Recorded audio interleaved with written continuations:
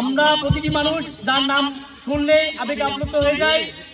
বাংলাদেশ জাতীয়তাবাদী দল বিএনপির চেয়ারপারসন, সাবেক প্রধানমন্ত্রী দেশনেত্রী বেগম খালেদা জিয়ার কথা দল মত নির্বিশেষে একজন মা হিসেবে সবার কাছে সুপরিচিত ছিল।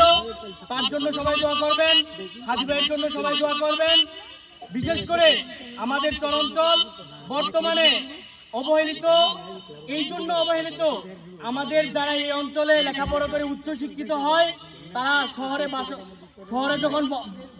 যখন বসবাস করে আমাদের চরাঞ্চলের দিকে মুখ ফিরে তাকায় না। আমাদের এখানে যারা আছে অনেকেরই বাবা, চাচা, খালু শহরে বসবাস করে। তোমরা কোমলমতি ছাত্ররা তোমাদের আত্মীয় স্বজন যারা শহরে বসবাস করে তাদেরকে বছরে একবার হলে গ্রামে আনবে ইনশাল্লাহ। কেন আনবা?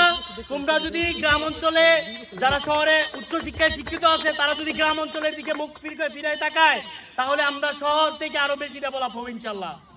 আমি বিশেষ করে তরুণদেরকে বলবো, তোমরা যারা এখানে আসো শুধু ফুটবল খেললেই হবে না। তোমাদের সামনে যদি তোমাদের গার্জিয়ান, চাচা, খালু, মামা বা বাবা